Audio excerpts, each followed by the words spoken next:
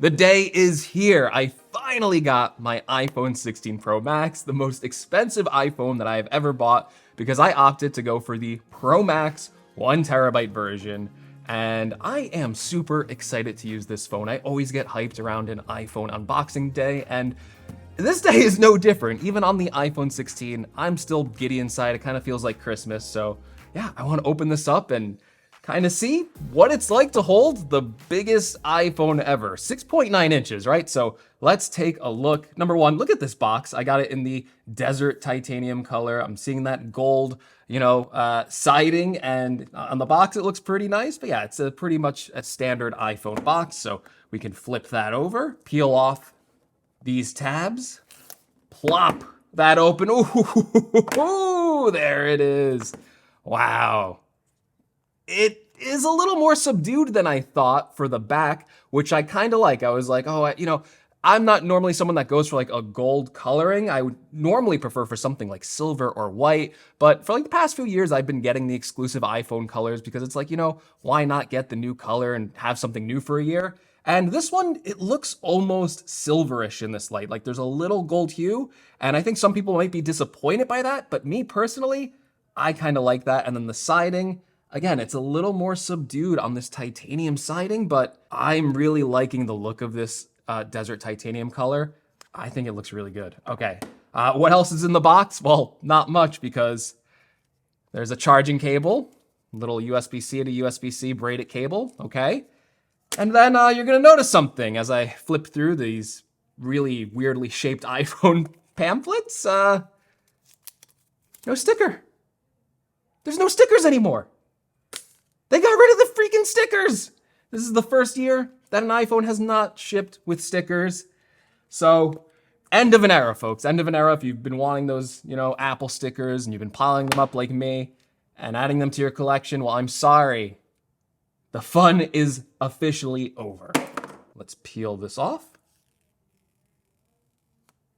Satisfying. And before we turn this on, I want to just take a look at this. I actually want to compare it to my 15 Pro Max, which I actually thought was just a little too big, even though this was actually technically smaller than the 14 Pro Max by like a hair. And let's see, how much bigger is this thing?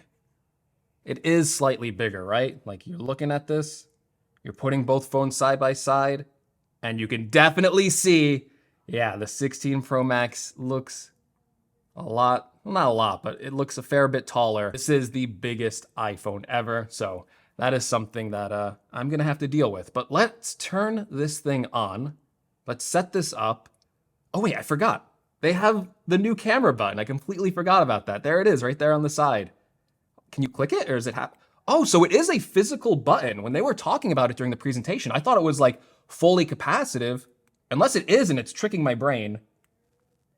No, I think it is moving. So yeah, so I guess it's just capacitive on the slide, but it is a physical clicking button. So I'm gonna be very curious to try that out. That's one of the highlight features, obviously, of all these new iPhone 16 phones. But yeah, let's turn this thing on, let's set it up, and let me give you my first impressions with it. All right, I just finished setting up my iPhone 16 Pro Max, and one thing that jumped out to me immediately when the screen turned on is how small Apple has gotten the bezels here. I was actually pretty impressed. I looked at my 15 Pro Max right next to it, and when this phone came out, Apple shrunk the bezels, and I thought, okay, these are really slim, but now looking at it next to the 16 Pro Max, it makes it look chunky and thick, which is crazy to me.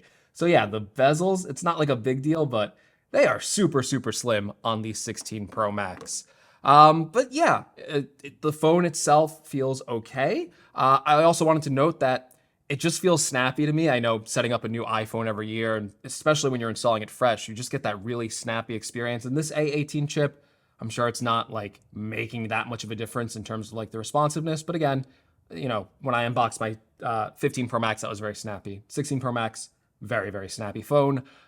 Even going into Geekbench, I ran this while I was still setting up stuff, so I think the score can be higher. But basically, we're talking about M1 levels of performance in an iPhone in single core and multi-core. That's absolutely insane to me because you're basically carrying around Mac level performance in your pocket. It is crazy that we have gotten to this point with cell phone power, with cell phone technology. So A18 series, an absolute beast. But will that matter for your own personal use? Maybe, if you're playing like a ton of games and stuff like that. If you're a normal user, just going on like social media, watching videos. I mean, performance at this point might not matter. Something users can experience though is this camera button. And I gotta say, I do like it, I think. Based on first impressions, I took this outside, I snapped a couple of pictures. And the one thing I like about this camera button over the action button and setting that up as like a camera shortcut is that you just click this.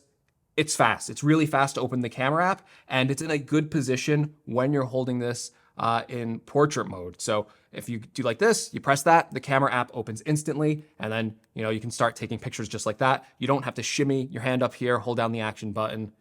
It's just a lot faster. So I think that's going to be more reliable. I think that's going to be pretty instinctual to tap that, especially because I hold my phone right-handed.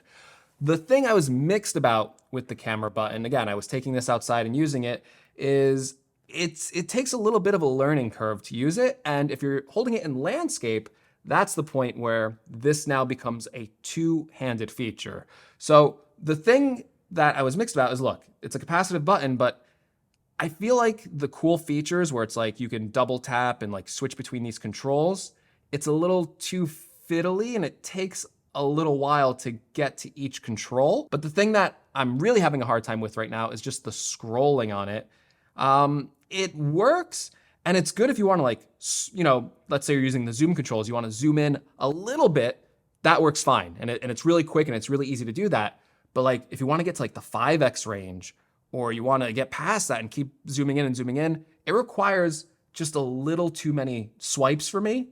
The cameras feel mostly kind of the same. I think Apple changed some settings, stuff like that. But again, they're still very good cameras. The main 48 megapixel camera sensor, still an excellent camera for taking photos. The new feature though, is the 48 megapixel ultra wide.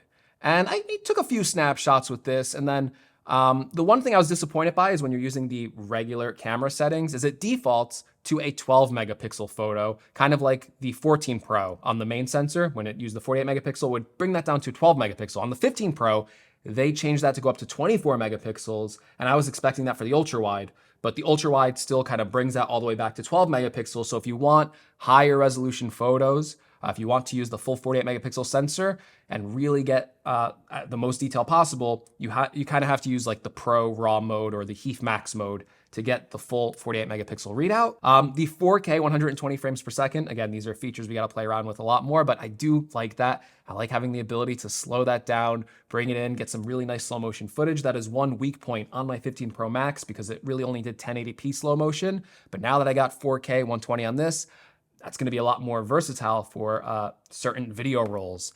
And then the thing that really blew me away, the best feature out of all this, and I'm going to switch to the microphone here. Let's open up a voice memo, is this microphone. So this was one of the features that Apple touted with the iPhone 16 Pro Max. It said it had a studio quality microphone. And that was something that even when I did my initial video talking about my impressions, I said, ooh, that's a feature I'm excited for because Apple makes some really good microphones for the MacBook Pro or the iPad Pro and things like that. And they've done it here. I was testing out this microphone and it sounds absolutely amazing. The quality on this thing is insane. There's certain shots where if you're close enough, I don't think you'll really need to use an external mic. And that's a big plus for iPhone video because you want it to be really nice and simple. You don't want to get a bunch of external things. And that's the beauty of taking iPhone video. It's simple and it's easy.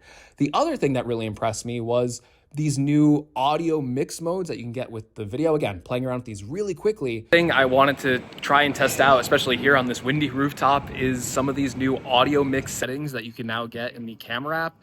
Apple is saying like it'll let you record things that are only in frame. So if I point this away and I keep talking, apparently if I put that in the in frame setting, you really shouldn't be able to hear me too well. It should cut out some of the wind noise, some of the background noise and things like that. Then there's also like a studio version where apparently it will make it sound like I'm in like a sound treated room, give me like a nice boomy voice and all that stuff, and a cinematic mode where it kind of lets in all the surrounding sounds and all that stuff and mixes them better so the dialogue still comes through on the center channel. But yeah, really curious to try these settings out and see if they work. It was pretty impressive to me how well it did at blocking out a lot of the background noise, or especially that studio mode where it could enhance your voice to make it sound like you were in, kind of like a sound treated room. Still sounds a little artificial, but again, for onboard processing that's really quick and easy to do. I was pretty impressed with it. Now, I wanted this to be like my raw impressions of the 16 Pro Max. There might be a few features I'm not covering here. Like I know you can change like photographic styles or some like undertone settings, all that stuff, right? But the main feature, I believe, of the iPhone 16 Pro Max and even the iPhone 16, really, again, when you watch that presentation, a lot of it's centered around Apple Intelligence, all these AI features, even the A18 chip, which I said, most people aren't going to notice the performance difference in this phone. You probably will notice a performance difference when you start using a lot of these on-device AI features. I'm sure that the 16 Pro Max is going to be faster at those tasks than a 15 Pro Max. The main problem here is, though, is that these Apple Intelligence features aren't available on day one. They just aren't available. And even when I was setting this up, I was setting it up for my 15 Pro Max, which has the 18.1 beta. So look, I got the new Siri, I can activate some of the Apple Intelligence features, even in the beta, not all the features are rolled out here, which is, again, really disappointing. And I was thinking, should I install the beta on the 16 Pro Max, start using Apple Intelligence? But I thought about it and I went, that is not what the normal customer is going to experience. Most normal people are not going to install a beta on their phone, and most normal people should not install a beta on their phone. So I wanted to get the normal iOS 18.0 experience. I wanted to see how the battery life was on the shipping version, not judge it based on a beta. That would be unfair as well. But then that also means I don't get any of those Apple Intelligence features, and I can't review this phone as a phone that has Apple Intelligence when, even in the 18.1 beta, a lot of those features aren't there. And apparently those features aren't coming out until later this fall. And then even more of those features, like Genmoji or these generative images, aren't even coming until the end of this year, or maybe even next year for some of these advanced AI features that Apple showed off. And they really showed off a lot of cool features. I'm not saying these aren't useful features or they might not be useful. I think they will be useful. And it struck me the other day. I was walking around New York City. I saw a billboard in Chinatown, and the main tagline for the iPhone 16 Pro was, "Hello, Apple Intelligence." And I just thought it was weird that the main feature for these phones isn't necessarily hard. I mean, I guess it is hardware and software working together because you need the new hardware to run a lot of these Apple Intelligence features, but it's that these are kind of like AI software features that aren't available at launch. So even though there are a lot of cool features here, especially for creators with a lot of the camera stuff in the 16 Pro, the main consumer features I think a lot of consumers will benefit from and will find actually genuinely exciting when they launch aren't here on launch day.